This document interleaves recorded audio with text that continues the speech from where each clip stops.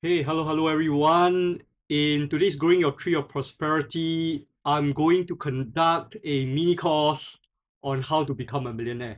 All right. And this is a culmination of the work that I've been doing for the past 4 to 5 weeks, breaking down the steps on becoming a millionaire from a very brilliant book by Nick Majuli. And now what I'll be doing is I'm consolidating all my previous slides and I'm re-recording it into a 1 hour program for people to learn how to become a millionaire. All right, so let's go. And the material in this mini course is inspired by this wonderful book called The Wealth Ladder by Nick Majuli. What I've done is I've taken the concepts of the book and I've recontextualized it to Singapore, right? So with many of the material in books on personal finance in the US, I consider it my job on this channel to translate it into something that Singaporeans are able to apply into their daily lives. Okay. At the end of this mini course, you will be able to understand the different stages that a person will need to go through to attain a net worth of $1 million Singapore dollars. All right, and that's basically what I want to do. To give you guys a 1 hour session on how to turn yourself into a millionaire. Okay, all right. And if you follow the book by Nick, you find that he has divided his journey of wealth into many stages. For this particular program, we're only going to focus on 4 stages. All right, the first stage where your net worth is less than $10,000. The second stage where your net worth is between $10,000 and $100,000. Stage 3 where your net worth is between $100,000 and $1 million. And stage 4 where I speculate on the kind of competencies that you will need to have to build your net worth beyond the $1 million.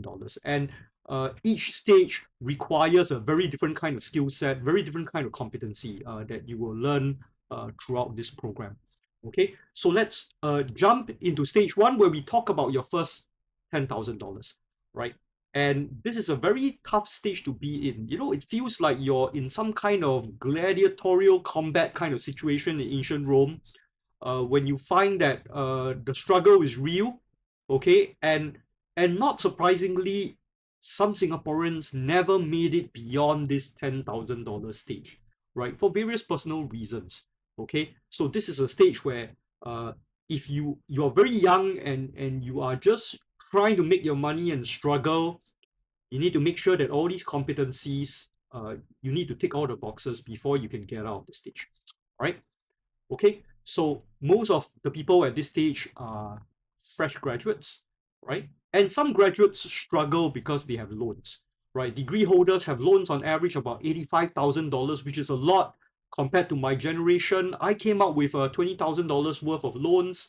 Now, degree holders could get $85,000 loans, and diploma holders have loans that are a lot lower at about 10,000. Okay, while $10,000 is not a lot of money, your life would be very precarious if you do not get this $10,000 quickly, because a tiny little emergency, you know, some sort of a mishap, an accident, right? It can really ruin all the plans that you've made so far. Okay, so before your first $10,000, my advice is please do not get yourself involved in investing, right? Might not be very meaningful at this stage. Okay, get $10,000 into some sort of an emergency savings account, and then we start thinking about how to invest your money and getting your money to work harder for you. Okay, now also at this stage, I need to talk a little bit about debt servicing, right? You need to have some sort of approach to tackle your loan. Okay, for those with study loans, simply paying off a reasonable amount every month from your income, right? $400 to $500 is very reasonable. If you are a professional on day one, you might be able to afford more money to pay off the loans. All right. Now, what is very critical are credit card loans, because if you have credit card loans, you could be paying about 24% a year. And so you need to get rid of these credit card loans as soon as you can. All right. So make debt servicing, especially for credit cards, your number one priority. Okay. And clearly, if you're at this stage, you can't really afford to live it up, right? So the best practice is to maintain your lifestyle pre-graduation. So if you're a university graduate uh, and you don't have your first $10,000, I suggest you try to live like a university graduate, undergrad, so that you do not have any lifestyle creep when you join a company. The temptation is very strong for you to maybe live it up. For my generation, living it up means going scuba diving with friends, um, going to, I think during my time, it's still Zouk and Jack Kim Street, Mohammed Sultan, so that you can have a very cool kind of clubbing lifestyle, right? Try your best not to do that, all right? Without 10K, you're really not in a position to do very much because, a medical emergency could land you in trouble, all right? So in Singapore, the humble economic rise is obviously very important because it gives you enough carbs and a balanced diet to get ahead. So you might want to get used to ordering your cai fan and try to keep your meals, I think, at the point where the video is being made within $6, right? $5 may be a little bit unrealistic in modern times, so try to keep it within $6. Okay. Now, there are two useful tips that I have for you. The first is to get a flu shot every year because if you get a flu shot, uh, and you can prevent yourself from seeing the doctor once, the flu shot will break even. So it's really one of those high ROI kind of things that you can give for yourself. All right. So a flu shot twice a year, northern and southern hemisphere. All right. Make sure you have your family doctor administer that for you. Okay. And another tip is the SAF notebook from the Hawk gift shop. I put the link here. This is my secret to saving a lot of money. What I do is every time I make an expense, I would create a record in this SAF notebook. And over time, because it is so troublesome to create a record, I begin to cut down on my expenses. And this would easily be able to save a lot more money than how much you pay for a notebook. And I would say in my earlier 20s, this is more or less the best budgeting app that you can have. Okay, and you can also use it to consolidate your weekly and monthly expenses. All right, it's always very good to have an understanding or radar on how much you need as a single person. How much you need every month. All right. Okay, so the primary means of storing your money, in my opinion, is the high yield savings account. Right. There are accounts like DBS Multiplier, UOB1, or OCBC 360. And what these accounts do is that they allow you to actually, if you park your salary into that account, a slightly higher interest rate than their other deposit accounts. And this is very useful because it allows you to preserve a certain measure of your wealth. And most of the time, the interest rate can't exceed inflation. But I think what we're trying to do is that we just want to put our money in a safe place, let it accumulate until we get $10,000. Okay, now if these HISA accounts can give you a higher interest rate if you pick up some really low cost term life insurance, bare minimum, right? Bare minimum, okay? To boost your deposit rates, then why not just go ahead and do that? All right. Okay. And just remember you're not in a position to invest your funds yet. Okay. Right now, just try to survive, try to get along in Singapore. All right. Okay. Now, at this stage of life, you are subsistence level and you're going to start accumulating your CPF, right? If I were to count the CPF into this $10,000, the journey will be a little bit too easy. Okay, so let's not count your CPF for now. Most of you are very young. Okay, the only meaningful thing you can do as a favor to yourself is to transfer your ordinary account to your special account every year so that you can get an extra 1.5% because it takes a longer time for you to compound your wealth, right? For those without a degree, however, you might want to keep your funds in your ordinary account to fund your degree later on. Okay?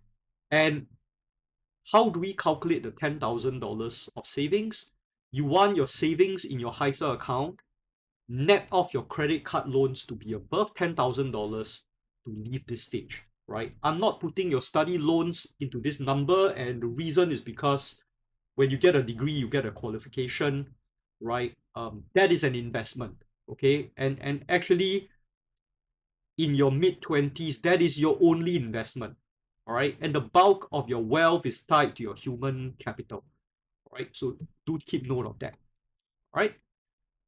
Okay, now because some of you might have a negative net worth, um, the best thing you can do at this stage if you're working is not to think so much about getting a degree yet, but to educate yourself for free. Okay, you might want to work overtime, develop some tuition gigs, right, so that you can learn faster and make more money. Okay, now those who are lucky enough like me to have specialist careers like engineering, software development, medicine, and law, right, you already have a very strong specialist skill. And the career advice is to build up generalist skills. Okay, you're already a specialist, you don't need another specialization. You build generally skills like public speaking, design thinking, content creation, something softer, something that could complement your career, right? I think that would be very, very useful for you to get ahead, right? So and you can pick generalist skills that really distinguish you from somebody else in your career. Like for me, when I was an IT guy and an engineer, I deliberately did a lot of public speaking because I know that this is something that, because engineering attracts a lot of introverts and the maths geeks, right? Someone who's able to do public speaking would have a very serious competitive advantage, right? So you might want to think about that. So if you are actually, in law, right, you might want to develop some skills in entrepreneurship, right? Knowing how businesses work, how small businessmen deal with their cash flow, because somehow I always find that a little bit of basic financial knowledge, right, can assist someone in the legal career. All right. You can attend courses in Coursera and Udemy, okay, but they are going to be very short courses that will give you one or two competencies that complement your work. All right. You're not ready to really do something big like a degree yet because you're still trying to survive.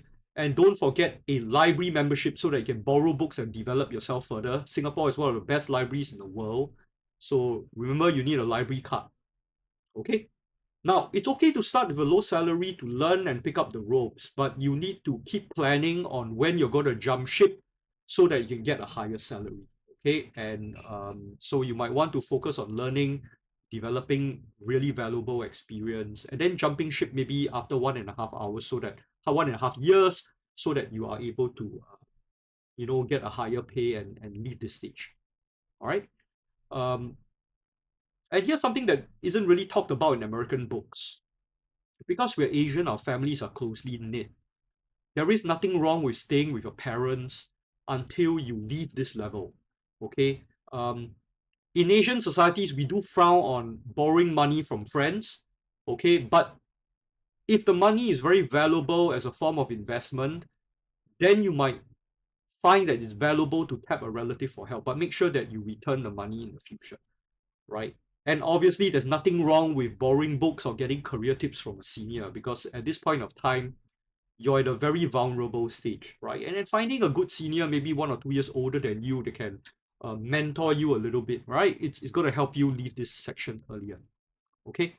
All right. A little bit on how I did it. I stayed with my parents and maintained my standard of living as an undergraduate. I think that's a very big power move. I spent a lot of time in the data center doing overtime. All right. And what I did was, while my backups was running, I was studying for my CFA, right? And CFA isn't considered a very expensive kind of qualification. Okay. Um, my main side interest is public speaking, as I've said just now. So I spent a lot of time in NUS and community centers sharpening my public speaking skills with the Toastmasters.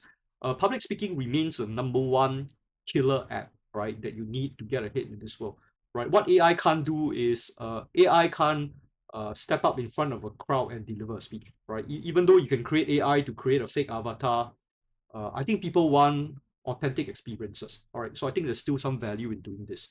I had a study loan from my dad's CPF, so I paid off at $400 a month. But in my second year, after getting a bonus, I paid everything off, right? So that's something that my generation were privileged enough to do. I'm not sure whether a graduate in this current state, in this current economy, would be able to do that. But let's not pressure yourself, all right? Always remember that I'm speaking from a position of someone from Generation X. Gen Z has different challenges, and hopefully Gen Z would have different competencies as well. All right. So your story is going to be a little bit different from mine. And so finally, let me talk a little bit about the checklist for stage one. So these are the questions that you want to ask yourself. Have you opened your high yield savings account? Right. Do you have some way of tracking your expenses, knowing how much you spend? All right. Do you have some bare bones term life insurance? Now, most NS men do, but for women, you want to consider getting this, right? Just to make sure that you protect your parents' investment on you, right? Do you pay your loan installments on your payday every month? All right. Always make sure that you find a way to pay your loan installments on the day you get your pay, right? Then you will have less amount to spend for the rest of the month. Okay. And that's very important, right? You need to have that discipline of paying yourself first. Okay. And finally, we work for 8 hours, we sleep for 8 hours. There is the remaining 8 hours of your time. What you do with that is going to determine your financial destiny. Right. So with that, we've come to the end of our journey on how to get your $10,000. I hope that this journey will be a very short one for you, and hopefully, especially for those with degrees, you should be able to emerge from this very quickly, maybe within a year or two, right? So that you can move on to the second stage, which is a lot more important. Okay, and so now, as we talk about stage two, uh, we are now going to discuss how we get our first $100,000. And this $100,000 is very important. How do I know? More important than all the other stages. Because my video for $100,000 received the highest number of views, right? And so, like what Charlie Munger said, someone corrected my pronunciation. I said Munger. Charlie Munger said, I don't care what you do, if it means walking everywhere, not eating anything that wasn't purchased with a coupon, find a way to get your hands on $100,000. And we all know how important this is, such that when people talk about getting their first 100,000 before the age of 30, you know, especially if you're a female financial blogger, you tend to get smashed and hammered by a lot of people who read the news. Okay, that's not unusual. I'm pretty used to it right now. Okay, but this is a very important stage. All right, so pay attention. Okay. Now, with $10,000, right, you're able to cope with at least one financial disaster. So you're not likely to go back to a state of poverty. For your next journey that you will get from 10K to 100K, right, the net worth calculation is going to be a little bit different. Okay, we're going to take your net worth, okay, minus your liabilities, all right, but your assets do not include CPF, right? Once again, I don't include CPF because we don't want this to be too easy for everybody. We want $100,000 that is within your control, that is money that you can touch, that you can spend. Okay, and so this is not going to be a very easy stage. Many Singaporeans never actually arrive, okay, at this stage where you can accumulate $100,000 in net worth. Okay, and from the book, all right, the main advice from Nick Majuli's book is to learn today and earn forever. Okay, and I can quote Benjamin Franklin, who says that an investment in knowledge pays the best interest. Okay, now at this stage, you can really start thinking about what can you do to upgrade yourself, right? For Gen Z workers, because there are more degree holders than non-degree holders, if you don't have a degree, that can really hold you back. And it's, I understand that's not fair, because if you don't have a degree and you send a resume and you submit it to a company, and artificial intelligence may reject you, so you don't even get an interview in the first place, right?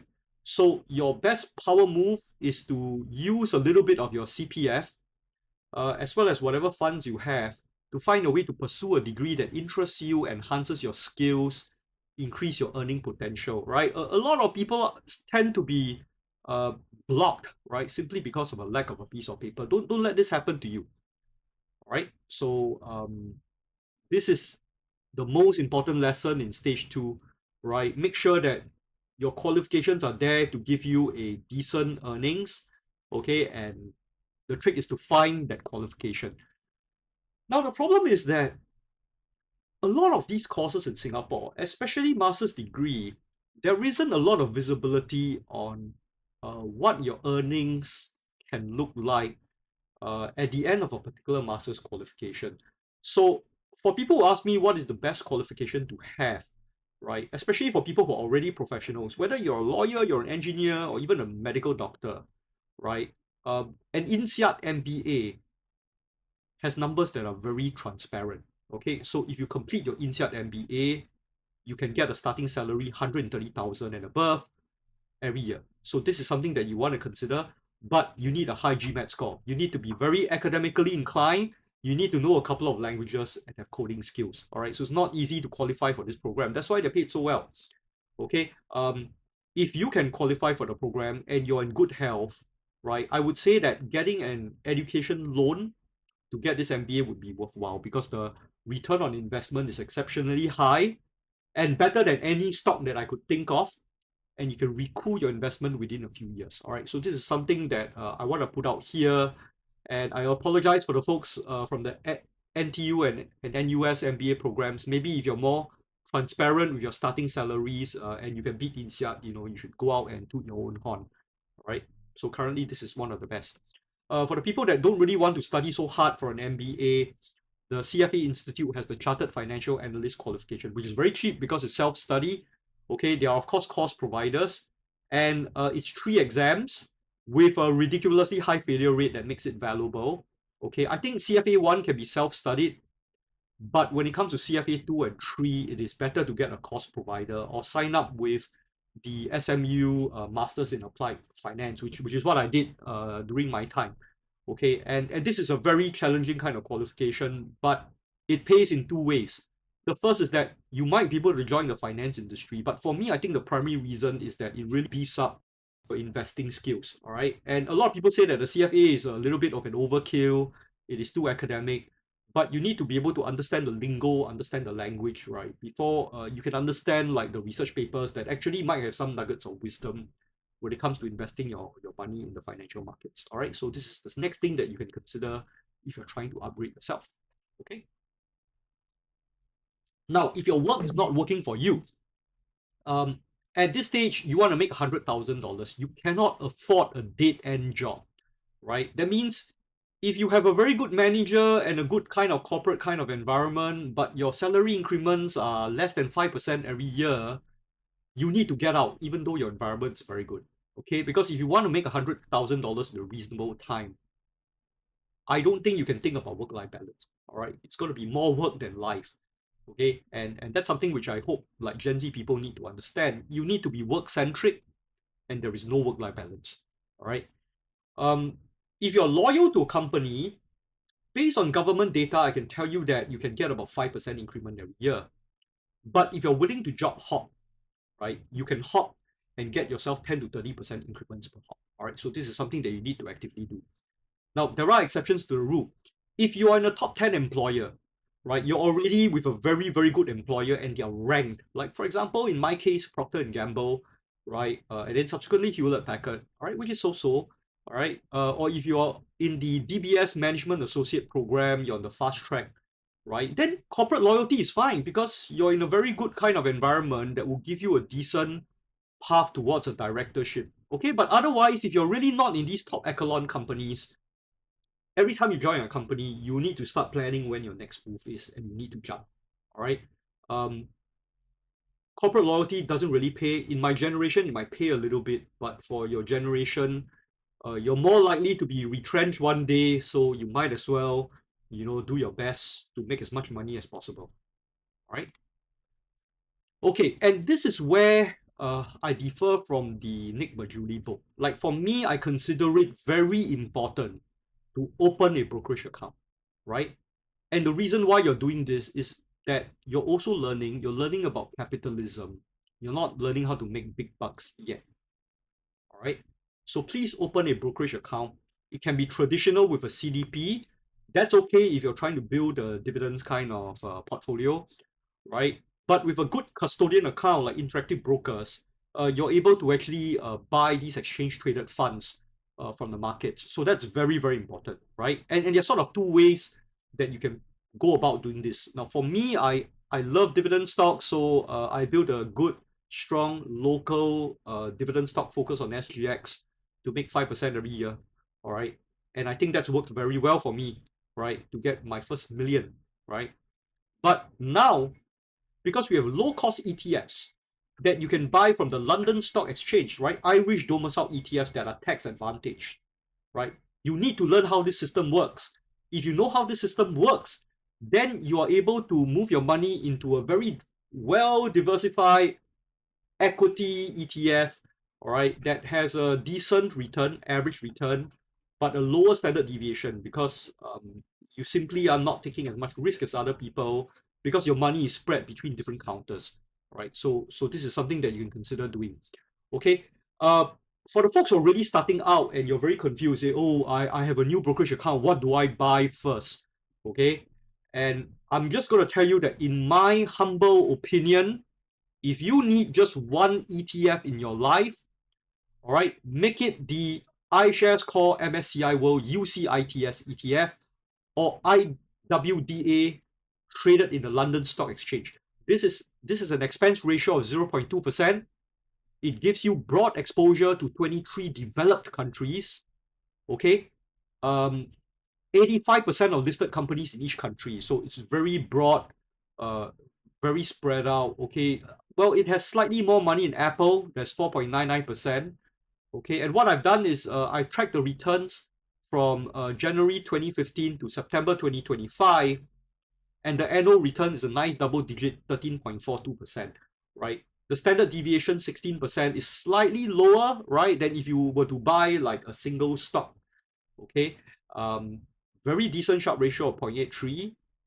But you can lose money, right? There'll be period of time when you time the market wrongly, you might end up with a drawdown of 34.11%, right? But if you put a little bit of money here and you want to experience what a 30% drawdown is like, that itself to me is an educational kind of event, right? Remember, I'm not telling you to buy this to make money because you're still learning at this stage, right? You're learning how to slowly accumulate and take on some market risk. In other words, some losses have to be guaranteed and you need to sort of swallow it, all right? And the maximum drawdown is 34%. And well, you won't grow up and be a man until you start experiencing what a 30% drawdown is. And if it doesn't affect you, then you become much stronger, right? What doesn't kill you makes you stronger, all right? So look out for this IWDA. And once you can find a way to buy this, put it in your custodian account, right? You have sort of started your journey towards learning how to invest. Okay. And once again, why is this important, right? You need to take baby steps to earn money beyond trading your time for money, right? You need to trade money for money. Okay. You also want to develop some financial literacy skills, right? Because at this stage, there are a lot of financial advisors who want a slice of your pie. And what they will do is that they will keep coming up to you and telling you about this ETF, that ETF, this ILP, that ILP, this unit trust, that unit trust, right? But if you know how to make money by picking up a very globally diversified ETF, you're able to fight back. Like, you can ask them, so what's your standard deviation? What is your record of returns that you're bringing into it, right? If your returns are better than mine, is your risk correspondingly higher than mine, right? So if you learn how to answer these questions and respond to a financial advisor, eventually they will say, oh no, I can't mess with this guy. This guy really knows what he's talking about, okay? And I think this really synergizes very well if you're doing an MBA or you're studying for CFA, all right? Because then you're vested, right? Okay. Okay. So to sort of summarize, how do you land your first $100,000? There are sort of three skills that I keep emphasizing to everyone, including my students, right? First is you earn more. Secondly, you save more money. And thirdly, you invest better, right? But the most important is to earn more, right? At this stage, earning more money, exchanging your time for money is the most optimal way you can to make money, right? Then you operate on a frugal lifestyle, you save more of this money, okay? And with that savings, you move it into that brokerage that I've been telling you about, all right? So this is how you need to set up that wealth building system towards your first 100K, okay? So a little bit on how I did it. Okay, now, initially in the first phase of my career, I didn't really know what to do, right? Obviously, I don't have my own gurus to refer to, but I managed to score myself multiple IT certifications in my 20s, but they didn't lead to any increased earnings, right? I started to understand all the different parts of the data center, okay? But to be fair, my colleagues who didn't study these certifications got promoted at the same rate as me. So maybe my time is wasted. Let you be the judge. But I was already in a multinational, and my increments are relatively high compared to my peers. in GLCs or SMEs. So I didn't have a problem. In fact, I enjoyed doing these qualifications. And it gave me the willpower to do my CFAs, right? If you can juggle your Cisco, Microsoft, you know, and your Unix qualifications, right? What's the difference if you just add in a CFA qualification, right? The CFA qualification, to be fair, didn't really give me an increment as well because I stayed largely in the IT industry when my salary got fairly high.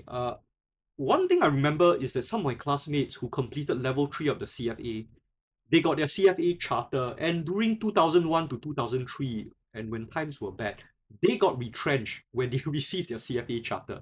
All right. Yeah. So just remember that um, qualifications don't really guarantee you a job. All right.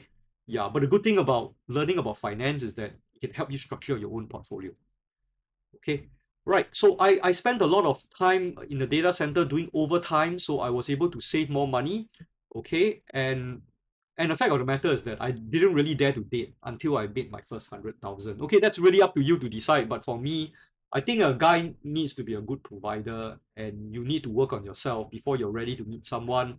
So I didn't date prior to getting my first 100,000. Okay. Yeah. I mean, people say that this is brutal, but I'm starting to think that, this idea about not dating until you can get 100,000 or $500 to $600 of passive income, I somehow start to believe that I'm right. Okay, given how complicated dating people is these days, right? Guy really needs to prove themselves, no unconditional love, right? Okay, most of the time, there were no special events that generated significant income. My funds were invested in unit trusts, and I transitioned to investing in dividends later on. All right, so not a lot of drama on the investing front. I spent a lot of time like upgrading and optimizing my salary. Okay, and to be fair, I somehow don't believe that all my certifications really helped me with it. Okay, so if you have a different kind of experience, maybe you can share it with everybody else. Okay, all right. I'd like to talk a little bit about insurance. Okay, now I'm not an expert in insurance, I'm not a financial advisor, but remember that all Singapore citizens have MediShield insurance at B2. There is a dependents protection scheme or SAF group life insurance for life insurance. And this functions as a bare minimum. Okay, and I think because we have this tiny protection that we have, uh, Singaporeans are actually in a better position to invest in the markets and educate yourself in finance. All right, unlike maybe the American counterpart. Right, the American books don't talk about investing at this stage, but I think Singaporeans should. All right. Um, Remember that in our current regime, your financial advisor is a commission sales professional in most cases. So if you can, you may want to engage a non-commission sales professional, right? Like Haven, right? Haven, which is a subsidiary of Provident, okay, to get your insurance needs, okay? And I will not discuss insurance here, okay? Different people have a different need to transfer their risk elsewhere, okay? But please speak to a fee-only professional because you get more unbiased advice. Okay, and now we're complete with with stage 2. So let's do a checklist. Okay, so do you have a job that pays well enough for you to set aside some savings every month? If not, you need to find a job that pays more, right? Or burn your weekends, right? Are you being fairly remunerated based on your skill sets and your experience? Okay, now once you develop and learn enough from a particular company, you might want to consider moving out to get a better paying job, right? Based on the skill set that you have, right? Yeah. Do you have a brokerage account that grants you access to the US, the UK, and the Singapore stock markets, right? A good custodian account will give you access to US, UK, and Singapore markets so that you can decide whether you prefer the dividends approach or the diversified ETF approach, right? This is a good time to begin to explore, right? Now, have you tested your brokerage facilities, right? When you get a brokerage, all right, try to maybe put $1,000 into something and then try to sell part of it. Try to sell part of it so that you see the money go in and you see the money come back, right? When you complete a round trip, okay, you've gained the confidence to manage the financial markets and do it alone. Don't do it with anybody else trying to help you, because if you admit that you don't know anything about finance, a lot of people will jump in to try to help you buy LPs. Okay, and can you track your net worth every year? Right? You want to know, right, that your net worth is above $100,000? You got to track it. Okay, and so we're done with the second level of $100,000. All right, we're moving on to stage 3.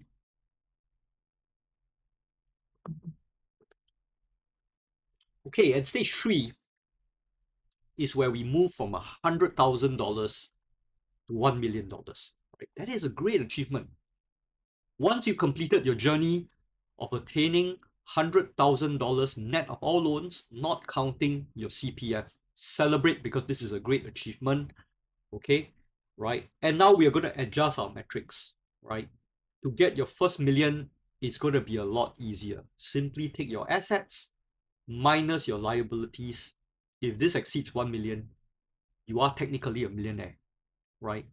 Count your CPF, count the equity of your residential property, and deduct against the net loans that you have, right? By this stage, if you have not started investing aggressively, it is now time to take investing very seriously. Before I begin and talk a little bit about how to become a millionaire, I need to explain that everybody that functions in a capitalist society needs to know this French economist called Thomas Piketty. And Thomas Piketty's concept of R greater than G, I would say animates the material that I have on my entire channel, right? And the idea is that the rate of return on capital consistently exceeds the rate of economic growth. And so wealth inequality tends to increase, because if I already have, for example, $5 million of assets, I receive some dividends, some income. I can't spend all of them at once, right? Anyway, I've been trained to be very frugal. So what do? I reinvest, right? Every month I reinvest half my dividends, maybe sometimes more than that. And as I reinvest, I start owning more and more capital, and the capital grows at a faster rate than other people's increments, right? And so over time, what Thomas Piketty argues is that you need to tax wealthy people. It sucks to be the working class. There's a greater concentration of wealth, right? We can listen to that and we can just toss it aside. What's important to us when we look at investment courses is that this is a very strong case to invest your money, right? If it means living a frugal kind of lifestyle, keeping everything at a bare minimum so that we can enjoy ourselves later, this is no better proof, all right? And so if you look at Singapore's GDP growth, we've averaged about 3.3% from 2015 to 2025. But during that same period of time, our Straits Times Index earned 7.76 over the past decade, right? So at a cursory level, this concept of R greater than G holds true, right? Which makes the central principle from the Nick Majuli book very important. And the central message is just keep buying, right? The central concept, just keep buying income generating in assets until you get your first $1 million, right? And yeah, and so that's it, right? The general principle I've explained to you earlier, right? Now, as we are trying to get our first million, we need to expand our mind, right? Earlier on, we're talking about getting a degree, trying to optimize your main income, making sure that your main income generates the most money for you, right? Because up to that point, your ability to exchange time for money is very, very high, okay? But now we're trying to move from $100,000 to $1 million. You need more sources of income, okay? So you have your main income, right, as the z-axis, and then your investments, right, would provide another source of income. And then after work, your side hustles will produce another set of income, okay? On top of it, there is a fourth dimension of housing value. As you put your money into a house, the house increases in value, your overall net worth increases as well. And so these new sources of income, they don't correlate with each other. In other words, they are orthogonal. In other words, I do well in my work, I can do well in my investments, housing prices can go up, and maybe my side hustles, I start to get more clients, right? And these sources of income, they'll balance each other out, right? And you will not be hurt by a major recession, right? Because your sources of income comes from so many different sources, all right? So this is what we are trying to do. We're trying to establish new sources of income slowly and steadily, all right? Now, of course, we are talking about making money from housing. I have to confront the possibility um, that a lot of Singaporeans, we engage in owning our homes to build our wealth. Okay. Now, this is where the Singapore situation is different from the Nick Bajuli book. Nick Bajuli believes that buying a house is an impediment to wealth creation, right? In the US. Okay. But in Singapore, housing is a massive source of wealth, and it's a must-have if you want to make your first million. In fact, many Singaporeans are millionaires because their money is stuck in their first homes. All right. Okay. So the beauty about being Singaporean is that most of the down payment is made through your CPF ordinary account. So you're in essence increasing the return of your savings beyond the 2.5%. And these returns are leveraged because you normally use a mortgage loan. About 80% of your loan, of your house value is borrowed money, right? So for married folks, there are enough subsidies to make this a wise move, okay? And owning a home can, via a property pledge, retain a lower amount in CPF at age 55. So should you choose that route, all right? While there are no guarantees that housing will be profitable, right? Staying in your first home is a no-brainer, and these are various periods where your home values are flat, right? And this cannot be your only source of wealth creation. And if you were to do this like many Singaporeans in the earlier generation, right, you're going to end up asset rich and cash poor, right? So I've actually decided to show this diagram because there are, I would say, decades where if you were to buy the wrong house at the wrong time, you will not make any money for the next decade or so. All right. So the price index for HDB resale flats, it is not monotonically increasing. Sometimes it decreases as well. All right. And this can happen to, for example, a Gen Z buyer. You might not be able to generate as much wealth over time. Okay. So be careful, right? Housing is one of the wealth creation engines, but it cannot be all of it. All right. Okay, so your investment portfolio is next. Okay, the just keep buying principle comes from equity or business ownership. So other videos on this channel focus on explicit strategies, right? You can have a diversified portfolio like the 60-40 portfolio, or you can use dividend stocks.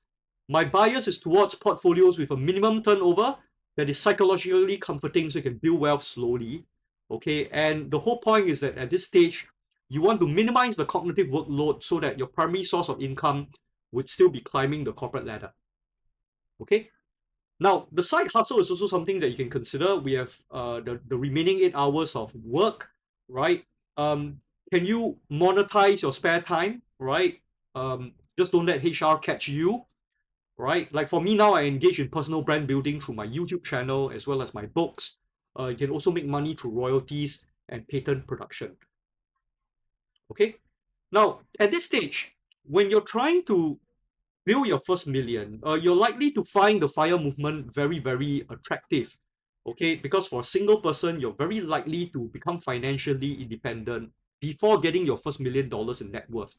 At a safe rate of withdrawal, you can get $2,000 a month, right? When your investment portfolio hits $600,000. Okay, and so that itself is a very powerful milestone because once you're able to live on your passive income, right, your wealth building will be a lot faster, right? Because you're living on your income, but you're still working, right? And your journey to your first million is going to be very, very fast. All right. Okay, so how did I do it? Okay, now I will explain to you that I'm more lucky than skillful, right? I started investing on my second paycheck, but only had enough confidence to pick up dividend counters after my CFA 3 exams.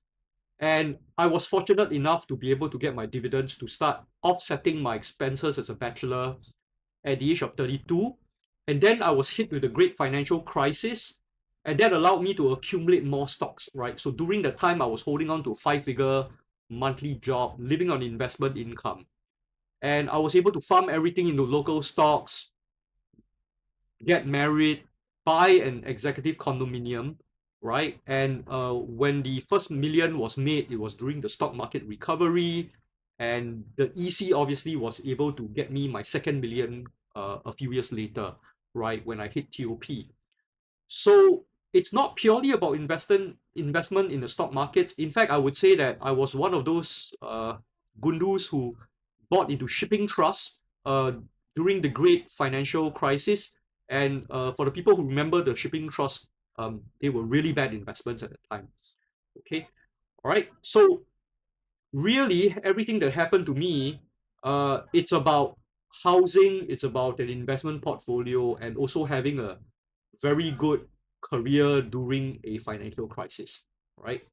Now, on the contrary, my side hustles, like my book publishing, right? It got me some exposure, but it didn't really make a significant difference to my net worth, all right?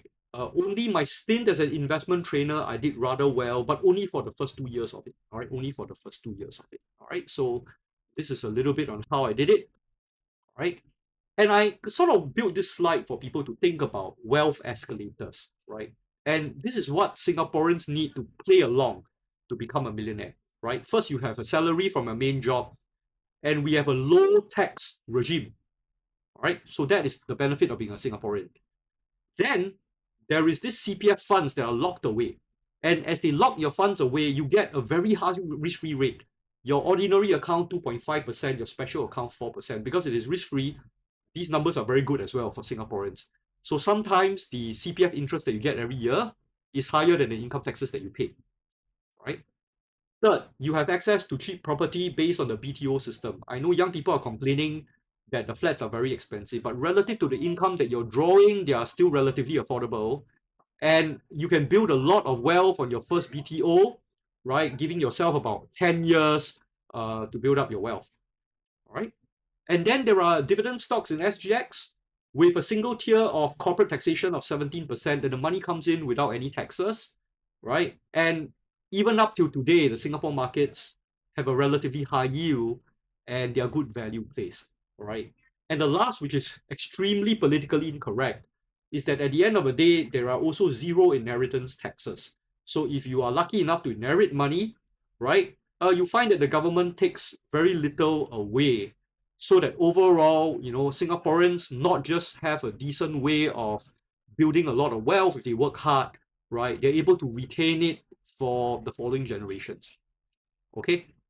All right. And let's not forget that with a good, stable government with an emphasis on human capital, this is like an economic miracle, right?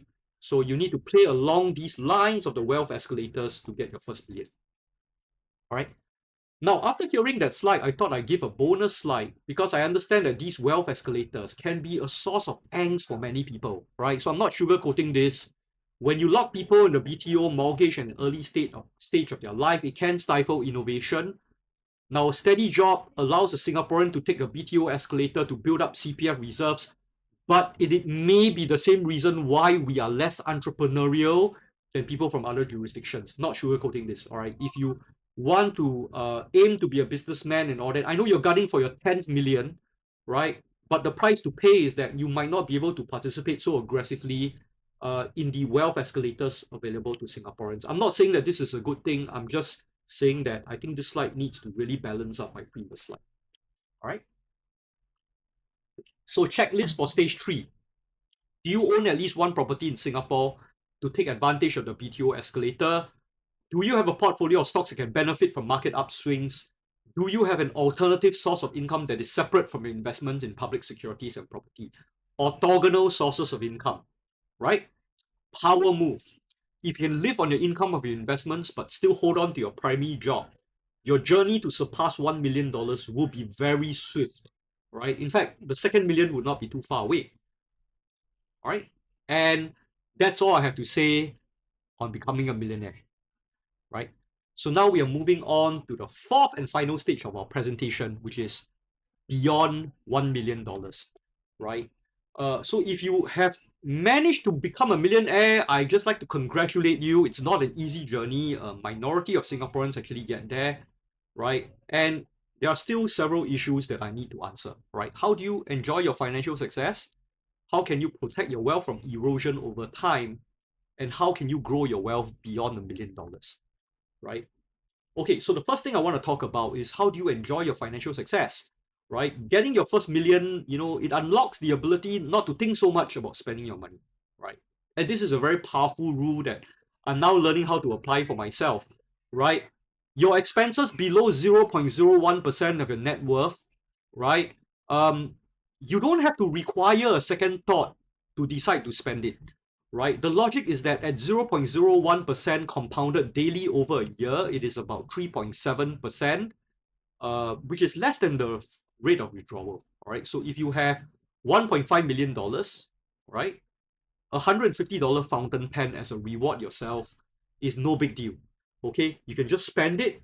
Okay. And obviously, paying for car COE would still require a lot of consideration for Singaporeans. All right, so this might be a very good rule of thumb. And for the people who've accumulated $1 million, I suspect that, like me, you have difficulty spending money. All right, so you might want to use this to lighten up a little bit, how to enjoy your life better. Next is you want to figure out how to protect your wealth by diversification. Okay, and wealthy people focus more on lowering risk than increasing your returns, right? And there is the expensive private banking services that are there to assist you in diversifying your wealth further. They like to talk about alternative investments. At one stage, it was ESG. Now you need to be very careful when a banker talks to you about private credit, private equities. Okay, just be very careful. Okay, yeah, all right. So how do you diversify? Now, from my point of view, I'm slowly moving about 5% of my net worth into high yield junk bonds, right? I'm taking on less market risk but more credit risk, right? So I need to take care of that. The next thing you want to try is, can you put 1% of your net worth in cryptocurrency? Okay. And as you do better, can you learn advanced landlord skill sets, right? Buy a small retail space on office property to rent out to other people, right? These fractional property schemes are a favorite of wealthy people, and you can also attempt these things, right? You're actually at the level where you're very comfortable trying to get more exotic kind of securities to balance out your risk further. Okay, and who knows, right? You might be wealthy enough to make a voluntary contribution to your child's CPF. Okay. All right. Now, at this stage, I also like to talk about going into business. Now, I'm not a businessman. I currently report my taxes as a sole proprietor. Okay, but folks who reach $10 million, most of them do it via business ownership, with businesses comprising 30% of their net worth. All right. Now, do take note that just because we look at folks with a high net worth and they tend to own or exit businesses, it does not mean that if I start a business right now, I would be able to create wealth faster, right? Because there is survivorship bias. Only those who survive make it to the $10 million level. All right. Always remember that, right? So whenever some wealthy guy tells you about his life and he brags about his high risk appetite, he dared to do it. That's why he's doing very well today, right? Just remember that many people that has committed the same moves have been destroyed in Singapore. All right. So don't have to really kowtow to these people too much. All right. Just make your own money at your own pace. Now, there is some statistics from the US on the survival rate of businesses, right? So 75% of businesses survive the first year, 49% after 5 years, 34% after 10 years, and only a quarter survive after 15 years, right? So just remember that survival of a business depends on one thing: cash flow discipline, right? So you need early paying customers, right? People who pay you when you provide a service, then your operations become very resilient, right? Which means that, a tuition center where cash is paid upfront is definitely a safer place to be than, for example, import export of goods, right? Import export of goods, you might take like a 30-day credit term, right? So puts you on a very serious disadvantage unless you have a factoring service working for you. Always remember cash flow, right? Okay, now here's something useful that I picked up. All right, in the book, I've introduced to a blogger called Eric Jorgensen, who has this thing called a 1% rule. And the rule is this: engage in a business initiative if it can impact at least 1% of your net worth. So if your net worth is $5 million, 1% is 50,000. All right. Don't do anything that cannot give you a potential of at least $50,000. Anything less than that, just ignore it. All right. Because your time is worth than this. Your time is worth more than the business opportunity. All right, so this is a very useful rule. I have not learned how to do this, so actually this year 2025, I've engaged in a lot of tiny initiatives, like launch an AI course and all that. I mean, they were all very fun. Okay, they are satisfying in their own way, but they don't even come close, right, to 1% of my net worth. All right, so you might want to consider this if you're at this stage of your life. All right. Now, where is that uh, balancing point between starting a business, and carrying on as an employee, right? So, one book I strongly recommend you read is The Main Street Millionaire by Cody Sanchez. And one middle ground is to look for a mature cash producing business from people who want to retire. So you buy up the business, okay? And the beauty about getting a business like this is that you can get valuations at a price earnings of 3 to 4, right? Some laundromats break even in 3.5 to 4 years. So you can consider a business like this to supplement your very formidable sources of passive income, right? But of course, I think things like laundromats, things like getting into a franchisees kind of situation, it doesn't make as much money as before. So you need to really be a visionary and figure out what does your business bring into the picture, right? Yeah, in any case, don't be a first mover, right? There is advantage to being a second mover, all right? Yeah, so do read out this book. I think it's a wonderful book that gives you some sort of a third way out, right? For people who are already millionaires. Okay, so for me, I've not reached 10 million yet. I'm about halfway through. Not too long after I attained my first million, I was fortunate enough to inherit some sums of money after my dad passed away, right? But prior to that, my drivers for wealth increase has always been the property that I bought, as well as my investment portfolios. All right. To be fair, the people who invested in my technique using local Singapore stocks with dividends, we've suffered greatly over the past 10 years. When interest rates rose in the past, my REITs were banged up really badly. That's why I say that, I spent 10 years being a gundu so that I can be a guru in 2025, right? Yeah. So now I'm working to immunize my portfolio from interest rate changes, buying more banks, commodity related stocks, and shifting some of it into junk bonds, right? To maintain fiscal discipline and account for my windfall, I don't calculate my net worth based on absolute terms anymore. Otherwise, it wouldn't be fair. So I divide my net worth by my family head count so that the amount I spend would be reasonable as well. So anything below $100, I can spend without batting an eyelid.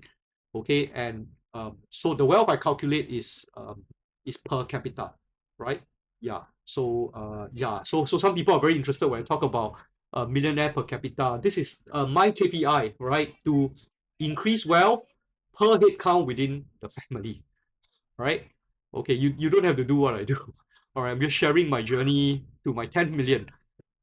So, as I've not completed my own stage 4, this is something that you might want to consider. So, are all the sources of your income sufficiently diversified so that the loss of any income would not impact your lifestyle? So, if the markets do badly, I still have my training revenues, I still have my property, I still have CPF, all right? So, other sources, right?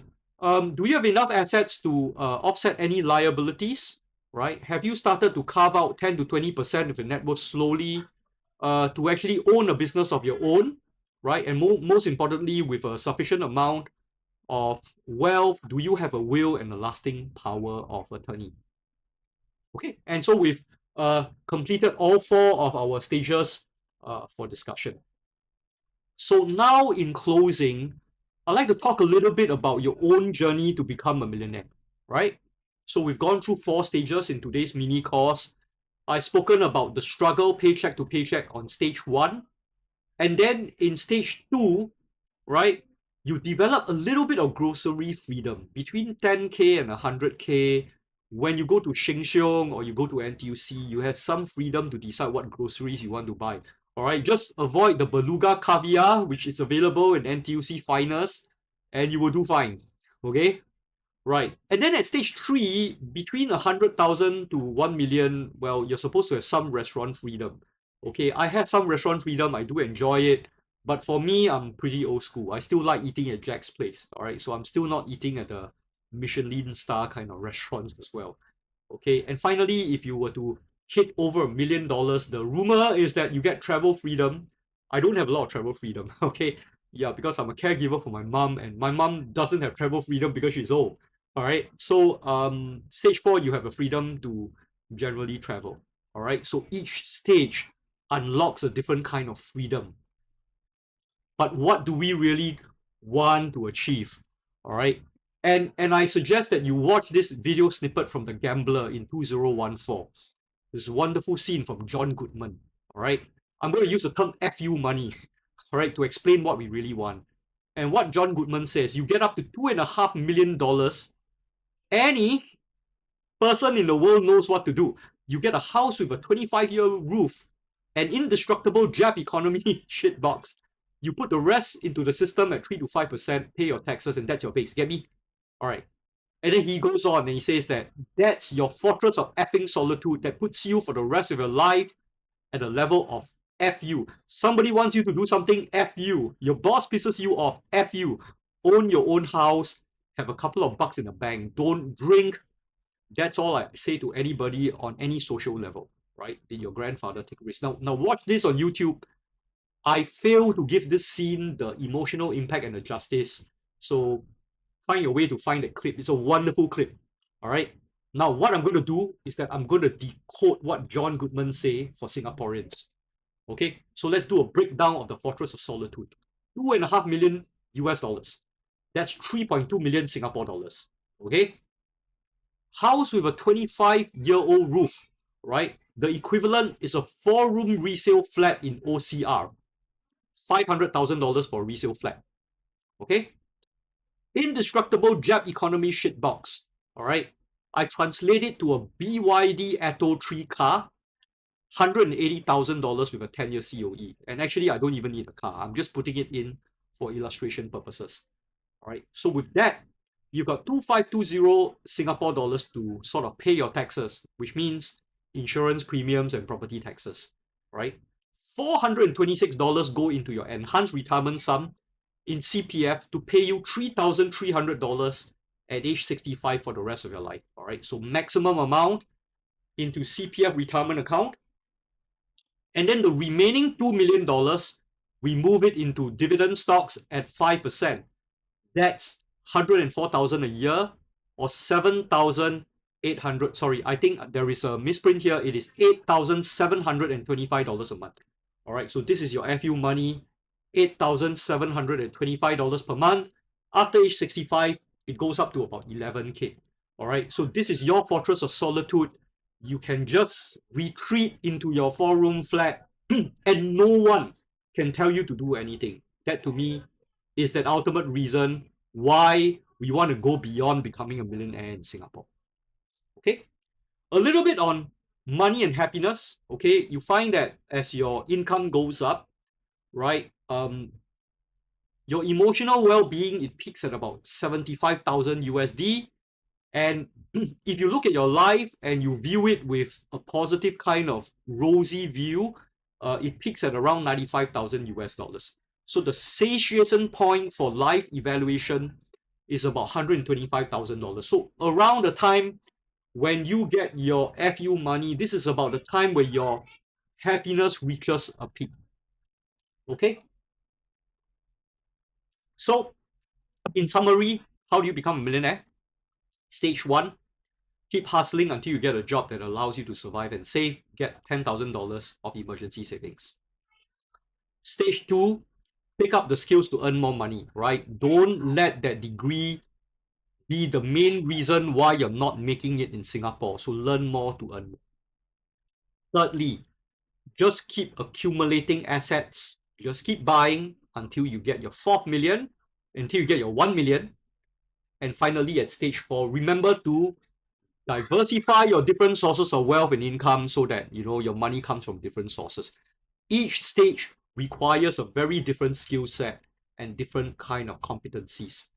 And that's all I have for you in this mini course. I hope you've really enjoyed this. If you like my content, subscribe to my channel. You can buy me a coffee here.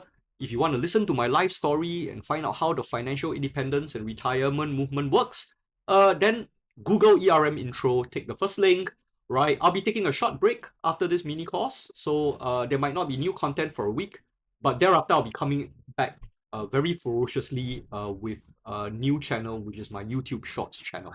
And with that, thank you very much, and I'll see you soon.